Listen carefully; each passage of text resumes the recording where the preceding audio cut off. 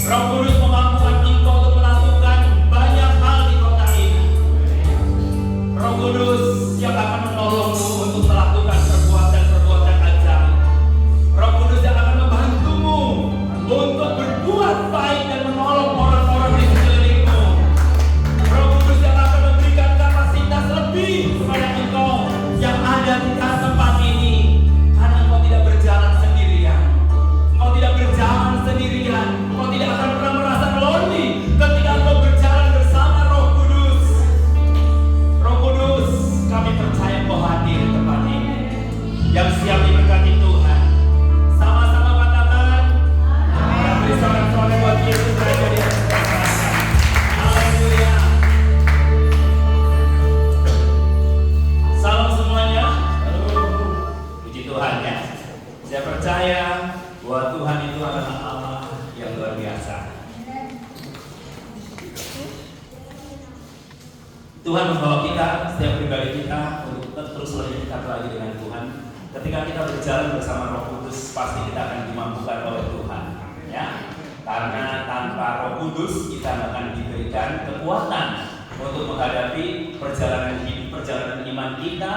Mungkin saudara sudah beriman sejak dari dalam kandungan, saudara percaya, ya. Bahkan mungkin ketika saudara lahir, itu mungkin panggil nama Yesus, ya. Bahkan orang tua saudara sejak dari dalam kandungan sudah didoakan, ya. Jadi ketika anak keluarga yang cinta Tuhan, yang punya iman, pasti berharap bahwa anaknya lahir itu nanti menjadi orang-orang yang hebat, luar biasa. Yang paling penting adalah warisan yang kita wariskan kepada anak-anak kita, keturunan kita adalah warisan iman, takut akan Tuhan. Amin. Ya, banyak orang yang tidak mewarisi, keluarga yang tidak mewarisi takut akan Tuhan, sehingga ketika mereka punya harta akhirnya ribut perebutan warisan. Ya, ada yang pernah mengalami begitu? Atau mungkin saudara salah satunya sekarang sedang berebutan warisan. Ya, ada yang sedang berebutan warisan? Ya, makanya jangan pernah wariskan kepada anak-anak kita dan keturunan kita warisan harta, tapi warisan adalah takut akan Tuhan. Karena ketika orang itu takut akan Tuhan, pasti untuk mendapatkan harta itu terlalu kecil, ya. Alkitab berkata, carilah dulu kerajaan Allah dan kebenarannya, maka semuanya itu akan ditambahkan kepadamu. Jadi yang kita kejar bukan hartanya, yang kita kejar bukan uangnya, yang kita kejar bukan kekayaan, tapi yang kita kejar adalah Tuhan Yesusnya. Ya, carilah dulu kerajaan Allah dan kebenarannya. Ketika orang mengejar harta, tidak mengejar kebenaran dan kerajaan Allah, maka apapun dia bisa lakukan, meskipun itu melanggar kebenaran firman Tuhan, apapun mereka bisa lakukan, yang penting prinsip dan pemikiran dia, saya kaya, saya punya mobil mewah, punya rumah bagus. Jadi kalau tujuan hidupnya itu yang dia kejar adalah harta, pasti dia akan melakukan segala cara, yang penting dia jadi orang kaya. Tapi kalau dia cari kerajaan Allah dan kebenarannya, saudara, kekayaan itu adalah bonus dari Tuhan. Amin. Yes, kekayaan itu adalah bonus dari Tuhan. Tetapi kalau engkau mengejar kekayaannya, bukan mengejar Tuhannya, mungkin engkau bisa kaya, tetapi hidupmu tidak akan bahagia. Kalau kekayaan itu jadi fokus tujuan utama, mungkin sumber kebahagiaan, banyak orang kaya yang matinya mungkin normal, tapi ternyata banyak orang kaya, banyak uang, mereka matinya bunuh diri, ya kan? Berarti karena kekayaan itu tidak menjamin sebuah kebahagiaan. Kebahagiaan itu adalah yaitu ketika kita mengejar Tuhan. Bahkan Alkitab berkata dalam Pemazmur, berbahagialah orang yang membaca, merenungkan firman Tuhan siang dan malam, bahkan yang melakukannya. Jadi kalau nggak melakukannya, kita akan bahagia. Makanya banyak orang Kristen yang nggak bahagia, kelihatan dari wajahnya. Di ibadah pun nggak bahagia, lagunya udah sukacita, WR sudah loncat-loncat, dia masih bengong, dia mikirin, aduh masa depanku bagaimana nanti, hidupku bagaimana, hari ini sudah lulus kuliah belum dapat kerjaan, gitu kan, bingung jadi bengong. Kenapa? Fokusnya dengan persoalan, bukan fokus dengan Tuhan kita. Bahwa Tuhan kita itu jauh lebih besar daripada persoalan kita. Tempatkan Tuhan, kalau kita punya iman, menempatkan ciri orang yang punya iman itu menempatkan Tuhan di atas segala-galanya. Apa sih arti iman? Ya, Ibrani 11 ayat 1 kan. Di situ jelas yang dimana dasar dari segala sesuatu yang kita harapkan, bukti dari segala sesuatu yang tidak kita lihat. Engkau beriman kepada Yesus sejak dari dalam kandungan, mungkin karena keluarga kita Kristen, dan keluar oleh dan juga diserahkan ke gereja, bahkan dididik sekolah minggu, bahkan sampai hari ini saudara tetap di dalam ibadah atau gereja, mengaku bahwa saya adalah orang Kristen. Nah, sebenarnya saudara beriman meskipun saudara tidak pernah bertemu dengan Yesus secara face to face, tapi karena yakin bahwa Yesus ada, Yesus itu hidup, dan Yesus itu bersama dengan kita. Itulah iman. Meskipun kita tidak pernah melihat Yesus secara langsung, secara fisik, face to face, tapi kita yakin bahwa Yesus itu ada, dan di dalam Yesus ada kuasa, dan Yesus hidup, dan firman yang kita yakini itu adalah firman yang hidup juga, yang ada kuasa. Mari kita buka Alkitab kita di dalam Yakobus pasal 2 ayat 17. Nah, mulai dari ayat 15 ya.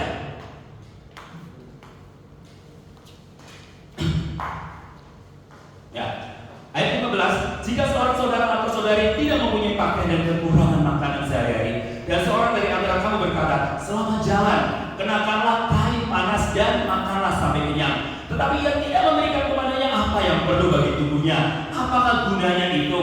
Demikian juga halnya dengan iman. Jika iman itu tidak disertai perbuatan, maka iman itu pada hakikatnya adalah mati. Tetapi mungkin ada orang berkata, padamu ada iman dan padaku ada perbuatan. Aku akan menjawab dia, tunjukkanlah kepadaku imanmu itu tanpa perbuatan, dan aku akan menunjukkan kepadamu imanku dari perbuatan-perbuatanku. Engkau percaya bahwa hanya ada satu Allah saja, itu baik. Tetapi setan-setan pun juga percaya akan hal itu, dan mereka gemetar. Hai manusia yang bebal, maukah kau mengakui sekarang bahwa iman tanpa perbuatan adalah iman yang kosong? Bukankah Abraham bapa kita dibenarkan karena perbuatan-perbuatannya ketika ia mempersembahkan Ishak anaknya di atas mezbah? Nah, sebelum kita lanjut, setujukah saudara bahwa iman tanpa perbuatan itu kosong? Setuju? Yes. Iman tanpa perbuatan mati? Ya. Mungkin di sisi lain Efesus berkata bahwa kamu diselamatkan oleh iman. Setuju? Yes. Saudaraku, setuju. Jadi kita diselamatkan oleh iman, itu tentang keselamatan, bicara tentang keselamatan. Tetapi setelah kita beriman, dan iman itu ketika iman tidak disertai perbuatan, semua orang juga bisa beriman, betul nggak? Bahkan di gambaran jelaskan, setan-setan pun dia percaya. Kalau hanya di mulut saja, itu semua orang bisa, betul nggak?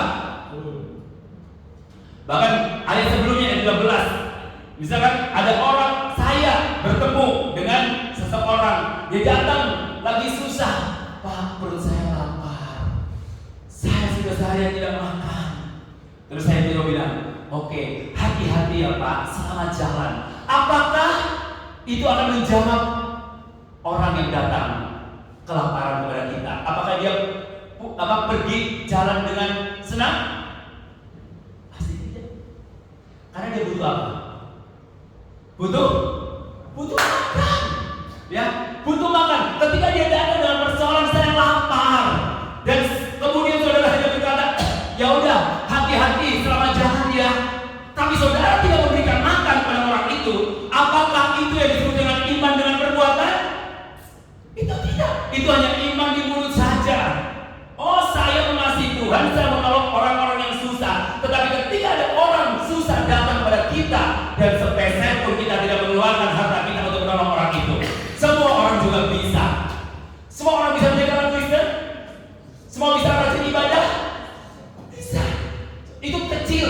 Seorang bisa puji-pujian? Semua orang bisa. Saudaraku, tetapi yang diperlukan oleh Tuhan perbuatanmu untuk apa? Menolong orang-orang yang ada di sekeliling kita.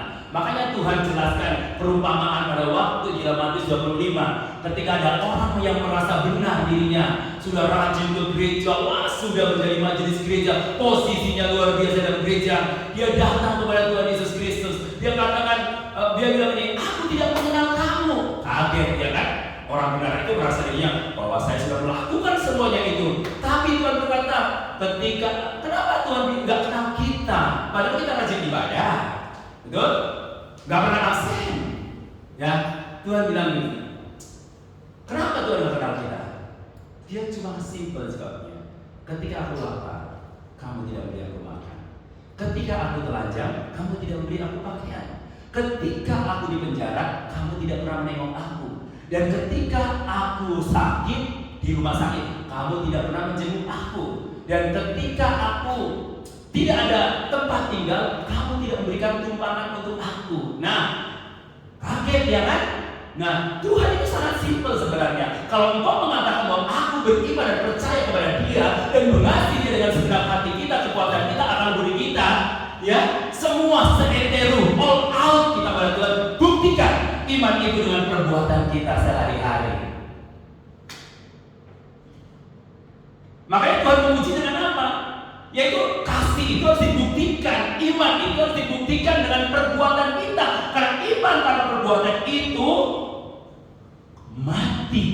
Artinya iman itu tidak bergerak dan tidak hidup, seperti zombie. Makanya banyak orang Kristen yang kelihatannya rajin ibadah, tapi dia nggak ngelakuin apa-apa.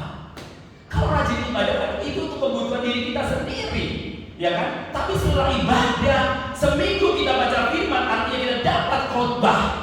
Kita melakukannya sepanjang minggu, dari hari Minggu sampai nanti kembali Minggu. Yang paling penting kan bukan berapa banyak saudara mendengarkan khotbah, berapa banyak saudara hadir di kebaktian, tetapi yang paling penting adalah apa yang kau lakukan setelah kau meresponi kebenaran firman Tuhan yang disampaikan oleh hamba Tuhan dimanapun dan siapapun. Bagus saudara mencari penjelasan juga, aku diberkati banget dalam firman Tuhan ini, dan respon itu bagus. Tetapi setelah kita respon, kita harus melakukannya. Banyak hamba Tuhan pergi ke Korea, apa?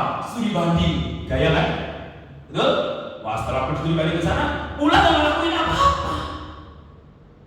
Oh, pergi ke mana?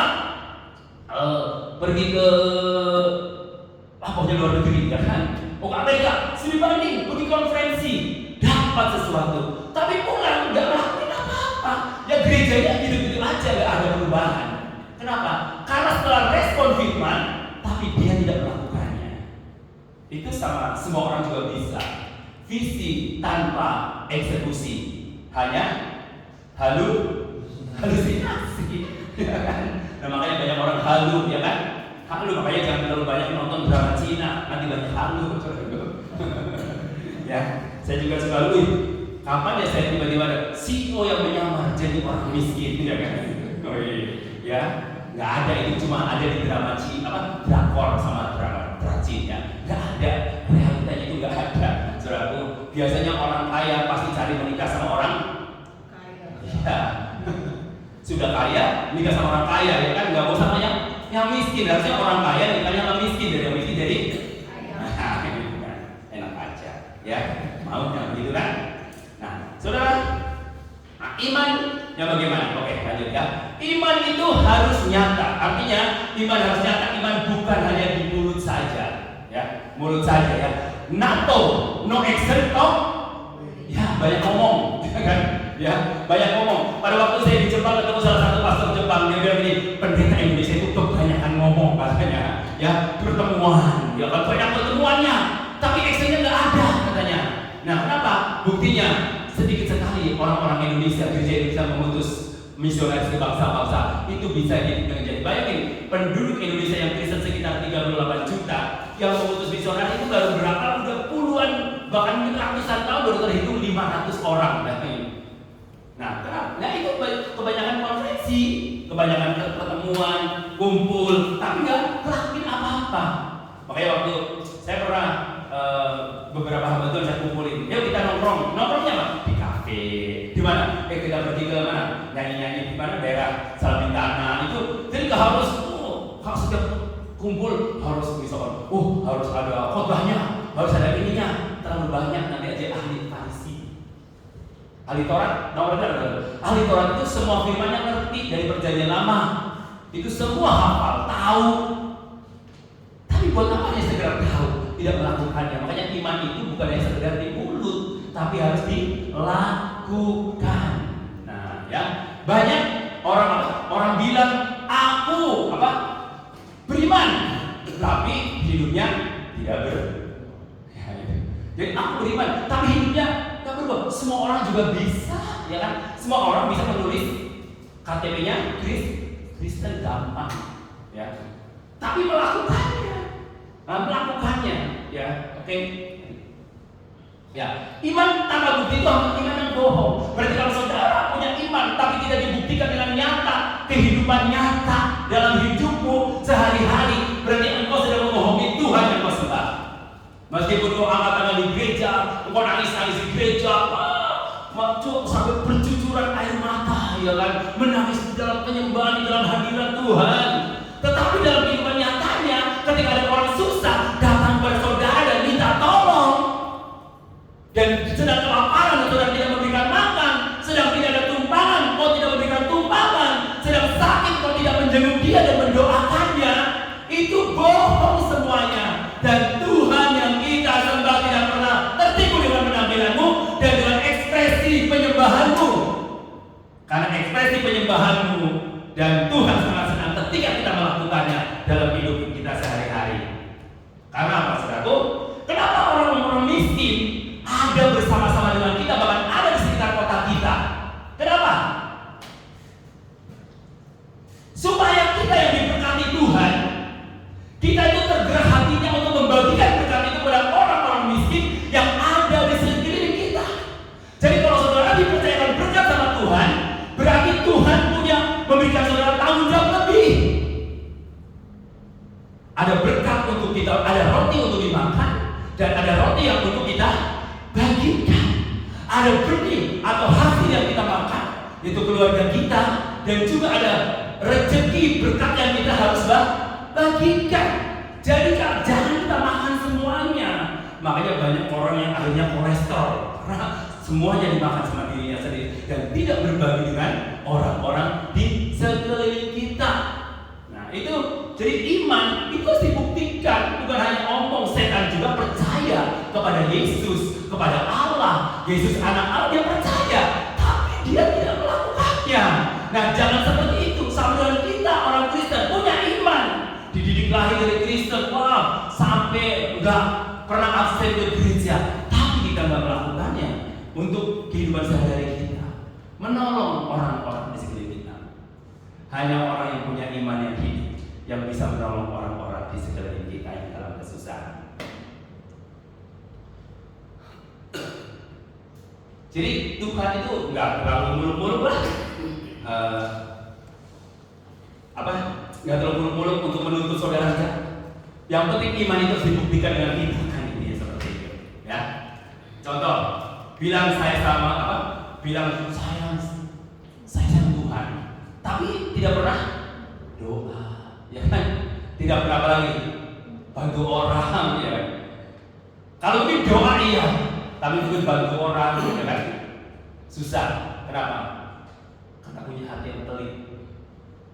Orang pelit masuk kerajaan Allah? Enggak ya? Orang kikir tidak akan masuk dalam kerajaan Allah. Apa? Ya itu dosanya dipintanya nggak boleh sama Tuhan. Dosa apa? Dosa pelitnya. Dia pikir kalau pelit semakin kaya, ya. Alkitab berkata orang yang menyebarkan harta semakin berkelimpahan. Orang yang pelit malah pikir semakin berkekurangan.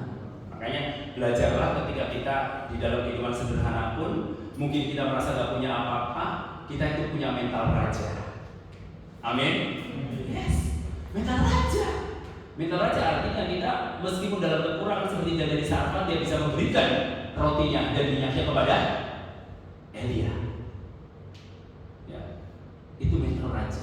Dan mental raja itu dibangun ketika kita hidup dengan Tuhan dan yakin dengan perkataan firman. Karena hidup kita itu tidak ditentukan oleh perkataan orang, tapi oleh perkataan firman. Saya tidak tahu, pada waktu saya mau bangun panti asuhan, Tuhan kasih visi pada saya juga punya uang, hanya punya uang 200.000, ya.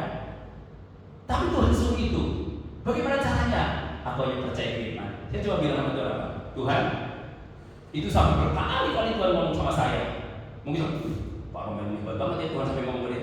Ya kalau baca firman, Tuhan ngomong sama kita. Kalau saudara nggak pernah baca firman, dia nggak akan ngomong. Karena perkataan Tuhan ada di firman-Nya. Apa gunanya kita punya Alkitab? Ya kan, Alkitab itu firman Tuhan yang hidup. Firman itu berkuasa, bukan hanya zaman raja-raja zaman dulu atau rasul-rasul zaman dulu, tapi firman Tuhan itu berkuasa sampai hari ini, bahkan sampai yang akan datang. Itu kuasanya. nggak punya apa-apa. Dan sampai hari ini, ya, saudara pernah lihat sendiri kan? Dan panti asuhan kami itu sangat diberkati Tuhan. Kenapa? Ya kita menjalankan visi dari Tuhan, dan kita bukan hanya NATO, no action not only, tapi kita melakukan apa yang Tuhan perintahkan kepada kita. Bukti nyatanya, bukan berarti saya sudah sempurna, saya juga masih terus belajar. Untuk apa? Supaya saya makin hidup dekat dengan Tuhan. Saya mengajarkan kepada anak-anak rohani saya supaya kita hidup itu harus berbagi kepada keluarga saya. Hidup harus berbagi. Dan saya sama istri saya dulu, kalau ada yang punya rumah besar, kalau ada hamba Tuhan yang mau nginap di rumah, dan kita belajar untuk memberikan apa? Tumpangan. Meskipun ini buat keluarga kita, ya kan? Waduh, rasanya bagaimana? Tapi saudara, anak-anak kalau libur, ya untuk nginep di rumah, nginep aja gak apa-apa, gak masalah. Ya, nah belajar dari situ. Saya bilang ini, iman itu harus dibuktikan dengan tindakan nyata. Pokoknya, saudara, kalau saudara hanya omong-omong doang, ya udah ketinggalan itu ya. Oke? Ya, iman yang hidup pasti ya berbuah. Nah, buah itu siapa yang nikmati?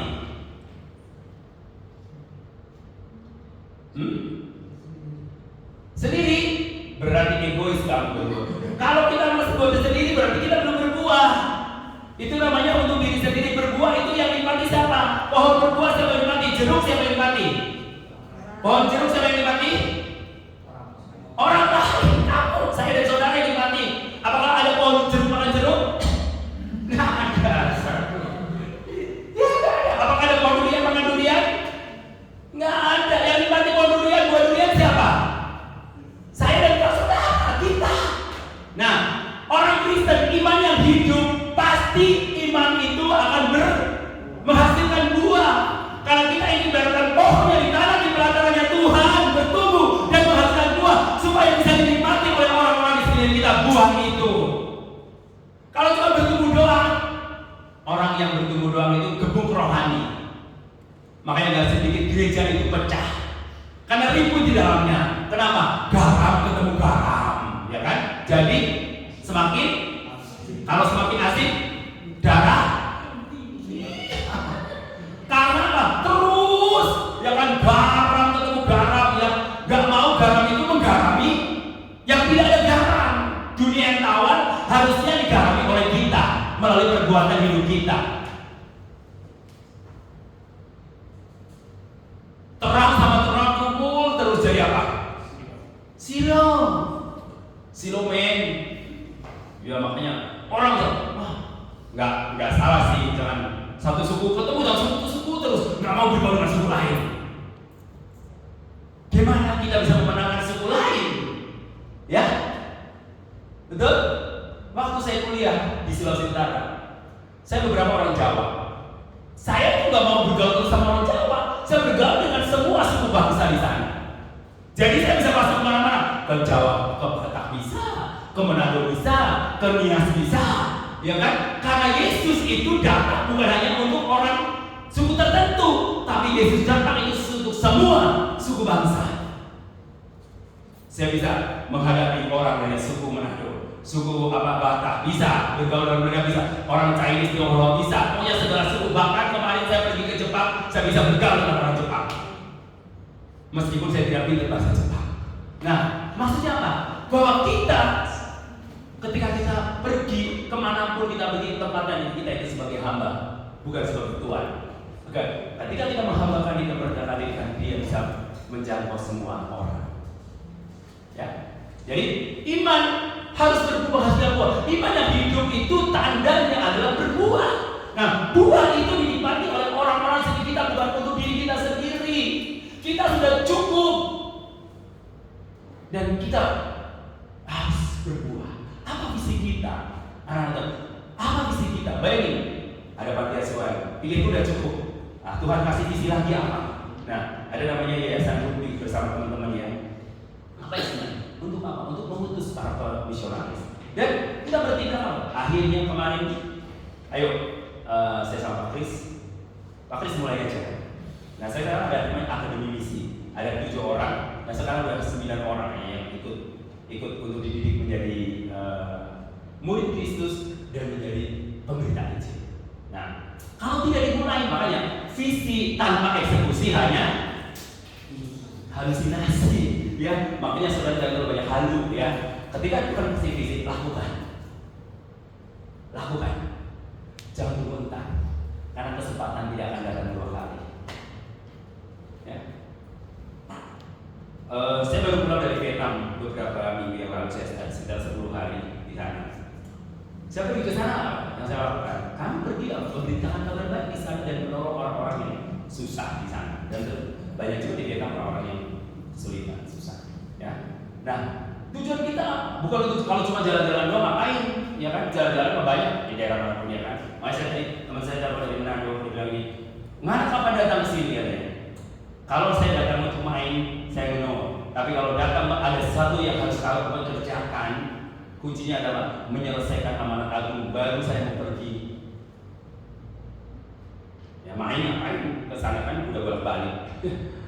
Main ya ke tempat yang baru misalnya seperti itu. Makanya setiap apa yang kita lakukan itu hasilkanlah buah dalam hidup kita, supaya buah itu bisa dinikmati oleh orang-orang di sekeliling kita. Orang-orang yang membutuhkan pertolongan kita. Bayangin yang ngelamar jadi di akademi misi, semuanya bukan orang kaya, semuanya orang susah. Bayar segini yang, aduh Pak Romel nggak sanggup bayar segini, ini nggak sanggup atau memang kalian benar-benar nggak bisa? Karena malah orang ini gini ya, seperti mental susah, bukan mental raja. Saya dengar ada salah satu staff saya, dia bilang, kamu mau disponsorin nggak di beasiswa nggak anakmu? Oh enggak. Jadi dia ngikutin prinsip saya.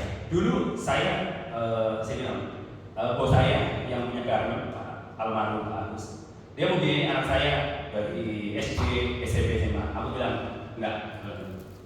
Maksudnya bukan berarti saya mau sombong, tapi saya mau biayain anak saya dengan kemampuan saya sendiri yang Tuhan kasih. Karena dia udah dikasih sama Tuhan sama saya, berarti saya bertanggung jawab atas kehidupan anak saya. Kecuali kalau dia dapat beasiswa, karena prestasi tidak lagi, ya kan? Itu bonus dari Tuhan. Tetapi selama kita bisa biayain sendiri, jangan saudara berharap untuk bantuan dari orang lain untuk sekolah anak-anak kita. Kenapa? Karena kita diberikan keturunan sama Tuhan, dan kita usahakan bahwa kita harus membiayai anak kita. Ya minimal dari TK, SD, SMP, SMA. Nah kalau kuliah dia dapat beasiswa, puji Tuhan. Ya, ada yang beasiswa, ya kan? Nah, dari apa? Prestasi kita. Kita kejar prestasi kita supaya apa? Meringankan orang tua kita. Ya. Jadi saya mengatakan begini, saudara, bahwa iman kalau tidak disertai perbuatan itu akan mati dan kosong. Itu hanya omong-omong doang. Itu sama dengan visi tanpa eksekusi, itu hanya halusinasi. Oke, lanjut yang ketiga.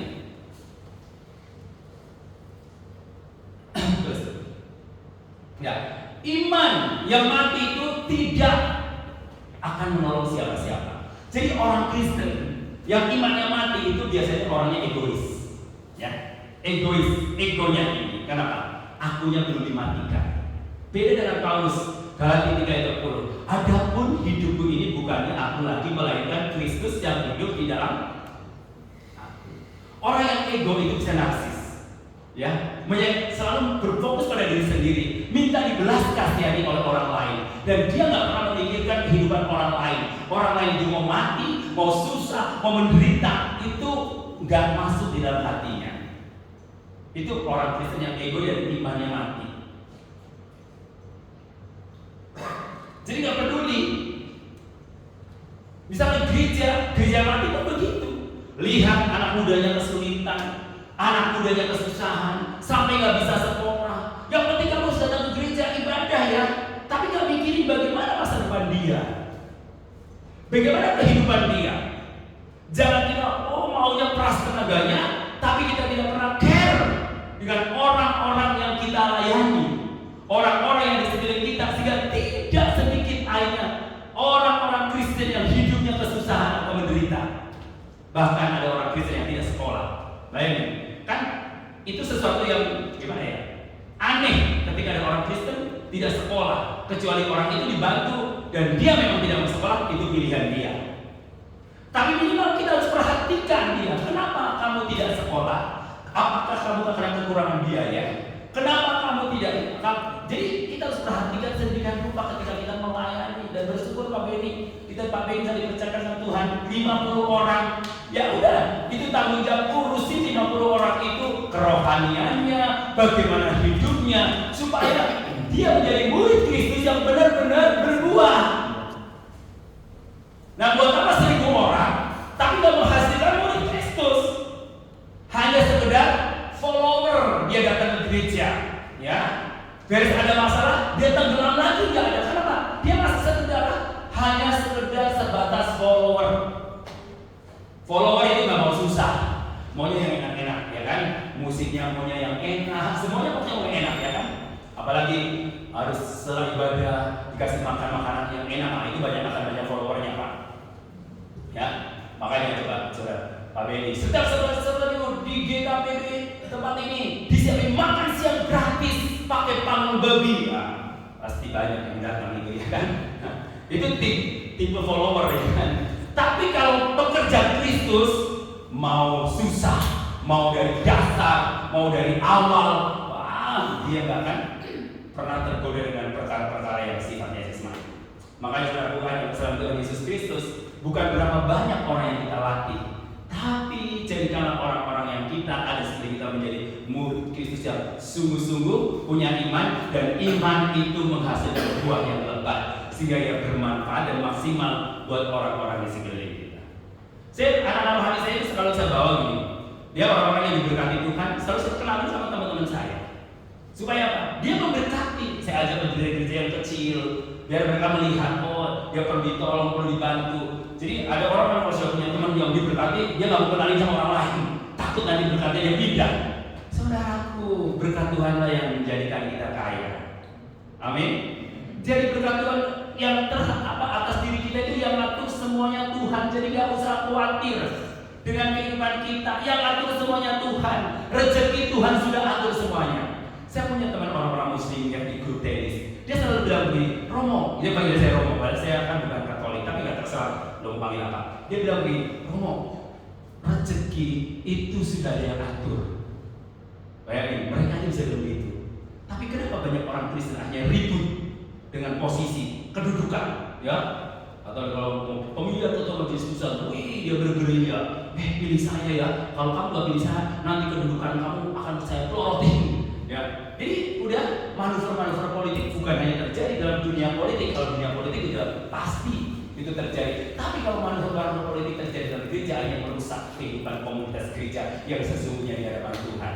Dan Tuhan nggak pernah proud atau bangga dengan apa yang kita capai. Kalau kita hanya mengejar posisi atau kedudukan, saudaraku, jangan pernah mengejar posisi. Jadilah kita sebagai anak Tuhan yang berfungsi, meskipun kamu tidak punya posisi. Amin. Iya, meskipun kau nggak punya posisi di gereja ini atau kedudukan di gereja ini, ya, yang penting berfungsi. Makanya saya nggak pernah mengejar untuk supaya saya jadi ini jadi enggak. Flowing of Holy Spirit mengerjakan apa yang Tuhan percayakan kepada kita kerjakan. Yang kita mampu kerjakan, bagian kita kerjakan. Yang kita tidak mampu, Tuhan yang atur semuanya. Waktu saya duduk buat panti, Tuhan aku bukan orang kaya, orang biasa-biasa saja. Tuhan, aku akan taat dan akan buka ini, akan bangun ini, dan Tuhan yang bertanggung jawab. Tuh, Bapak yang bertanggung jawab ya. Dan sampai hari ini dia tetap bertanggung jawab dan tidak pernah tinggalkan.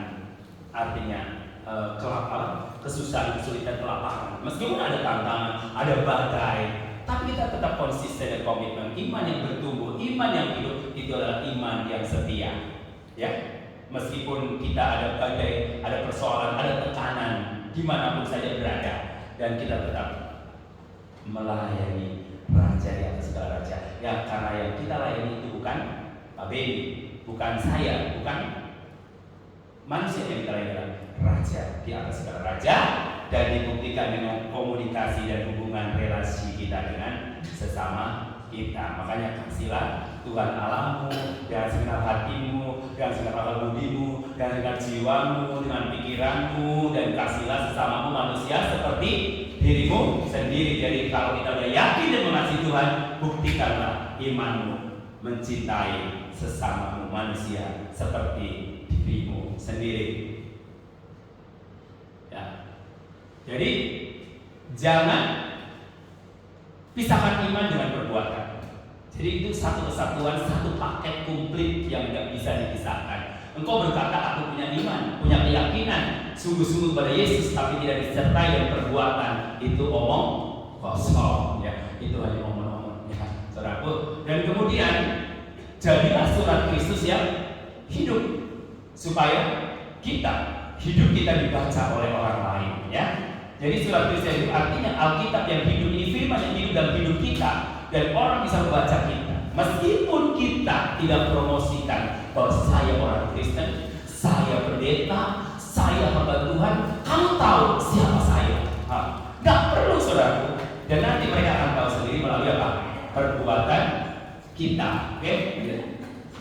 Tuhan tidak cari orang yang paling banyak bicara soal iman, tapi Tuhan cari apa? Orang yang imannya hidup dan bergerak. Salah satu tanda kehidupan adalah ada pergerakan.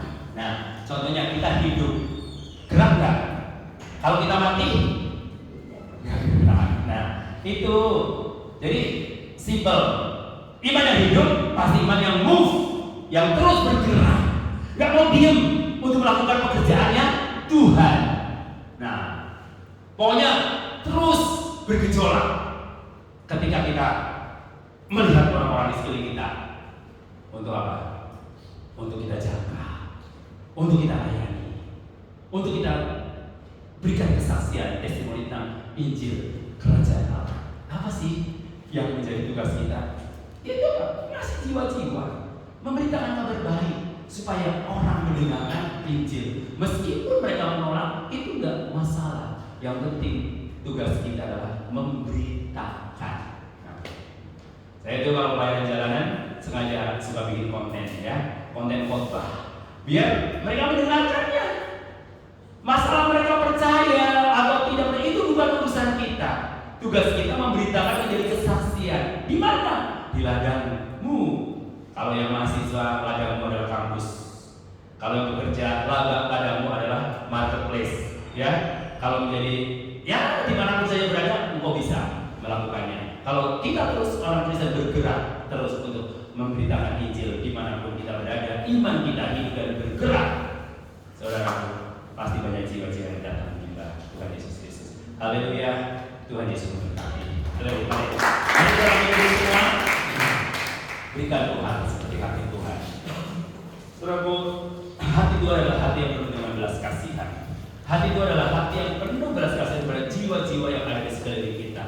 Waktunya kita sebagai anak-anak Tuhan untuk memiliki hati Tuhan, untuk memiliki hati Bapa.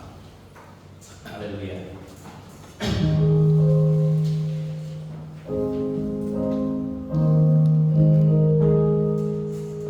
Berikan tuh hati seperti hati yang penuh dengan belas kasihan. Berikanku mata seperti mata